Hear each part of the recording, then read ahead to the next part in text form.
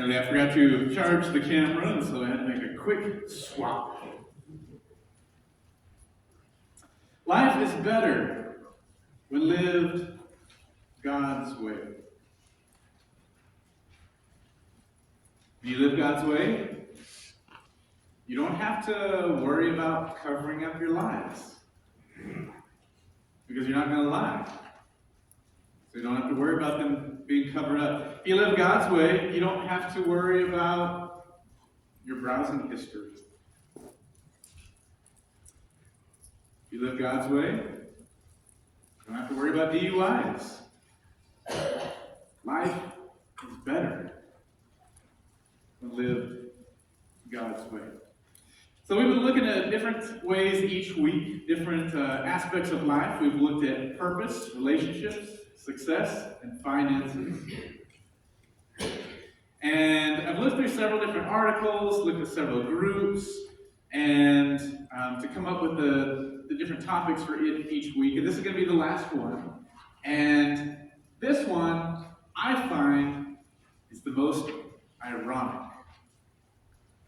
Because we've been looking at ways that following God leads to a better life, even in ways that a secular world would agree.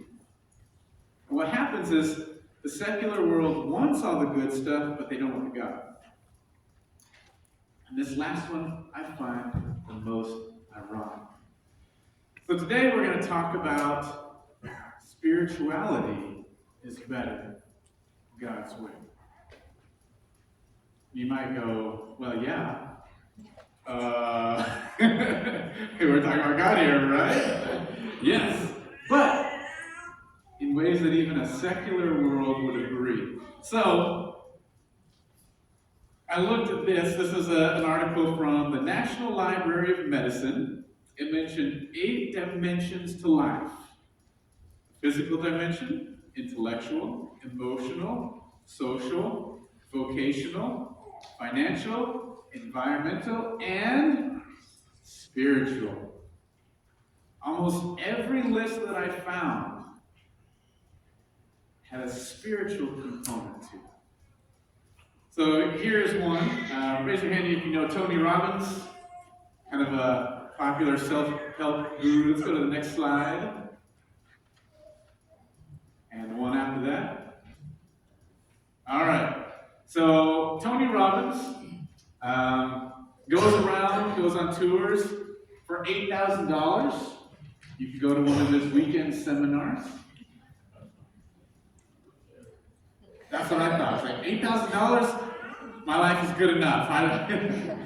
But look at this. So this is on his website. You got the physical body, emotions and meaning, relationships, time, and I can't read the yellow one. Thank you. Finances, and then at the very top, contribution and spirituality. Even a secular world says that there is a spiritual dimension to our lives.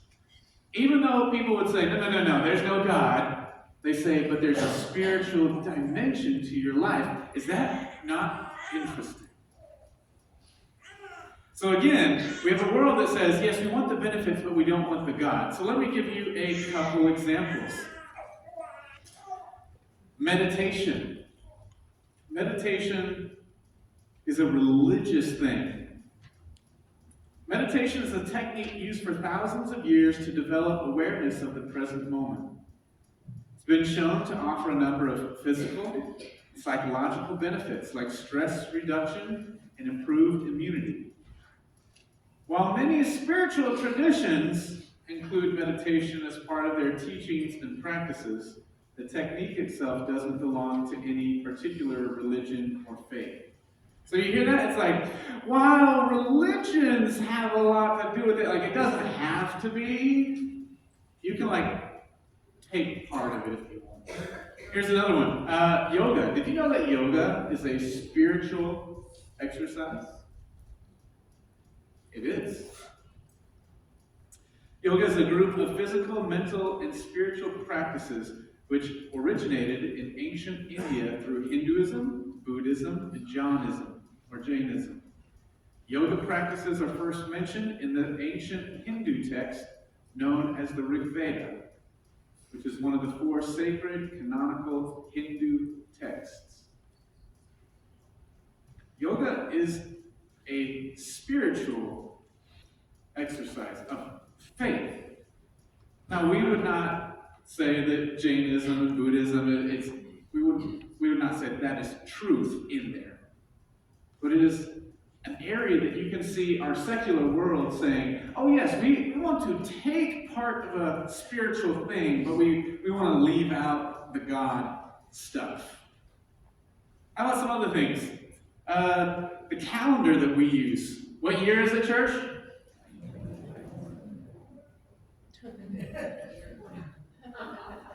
I know we had the time change last night. What year is it?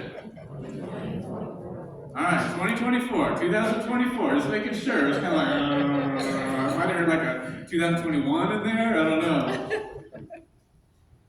It's based on the Gregorian calendar, which was put in place so that Christianity could have a more accurate way of marking the calendar for Easter.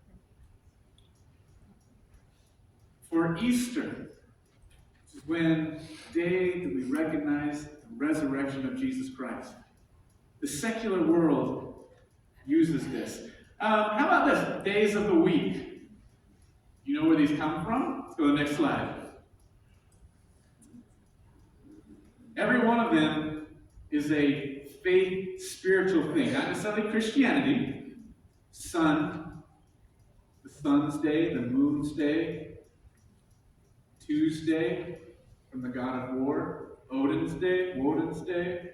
Thor's day, Frigga's day. Saturn's day. These are all from spiritual things. And so you notice it's like, oh, we want some of the benefits, but we don't want the God part of it. You can see the same thing for morals, right and wrong. The world wants to say that there is right and wrong, but they don't want the God. Where does right and wrong come from? From God.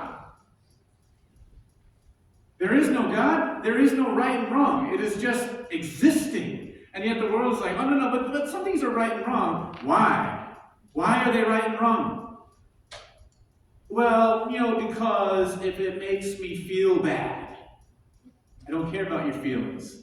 What makes one person feel bad doesn't make another person feel bad. So is it change? What makes something right or wrong is God.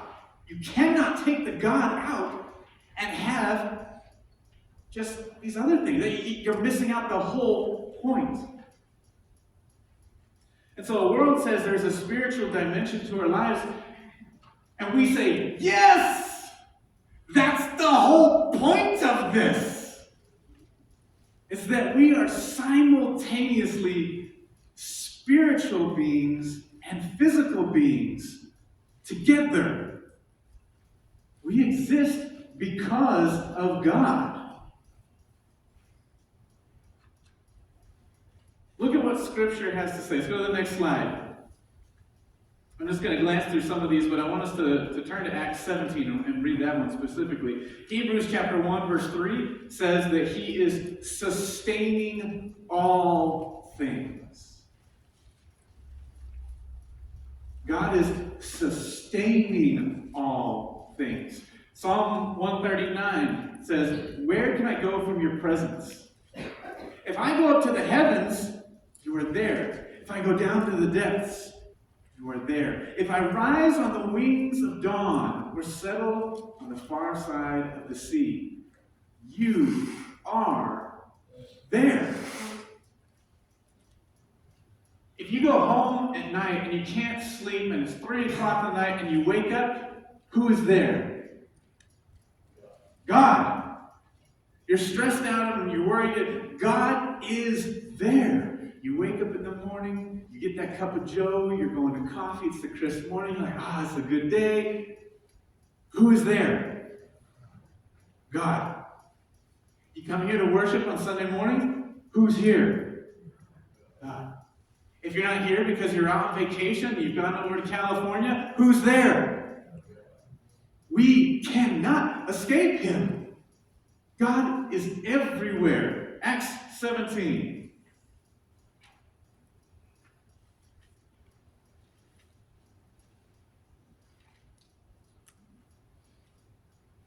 Acts 17, start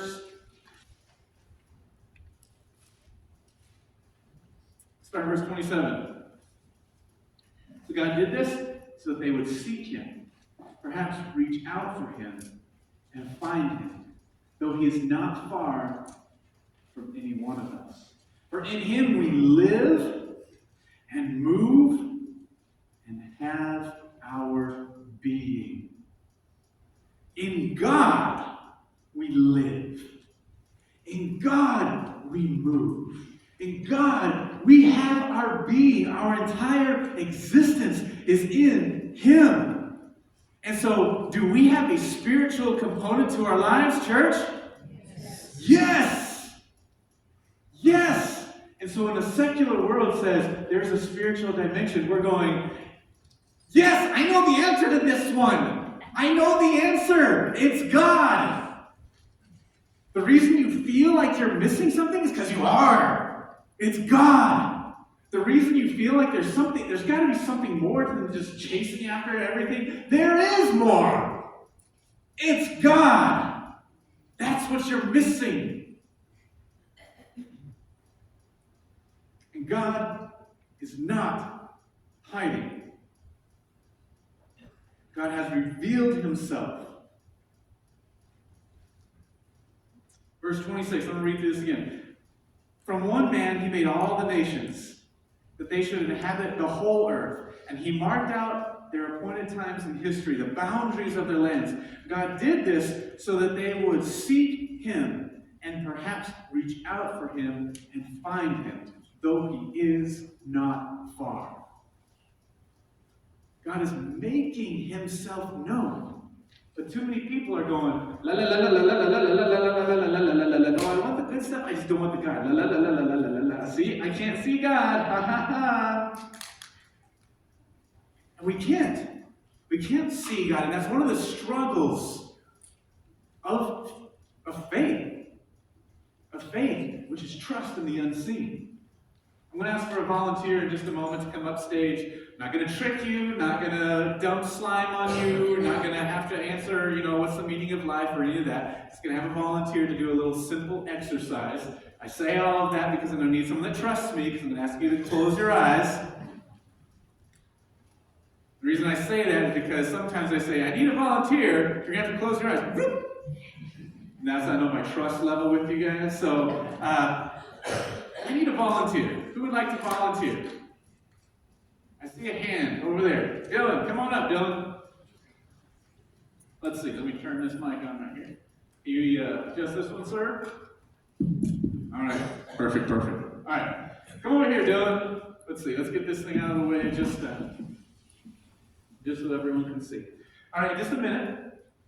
I'm going to ask you to close your eyes. Then you're going to put your hand up, just like this, okay?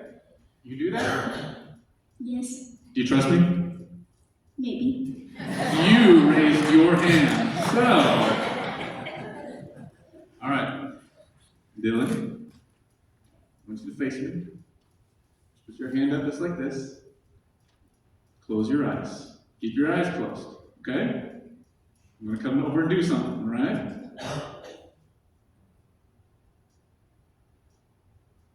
Okay, you can open your eyes now. Put your hand down. Can you tell everybody what just happened? You high-fived me? Give him a high five. Did you see me give you a high five? No. You didn't. So how do you know that I gave you a high five? You touched my hand? Did I? Yes. How do you know? I felt it? Oh, you felt it. If you look out that window, you can see out there, right? Can you see the wind? No. Is there wind? Yes. How do you know? I can hear it and feel it. You can hear and feel it. Is there oxygen in this air around us? Yes. Can you see it?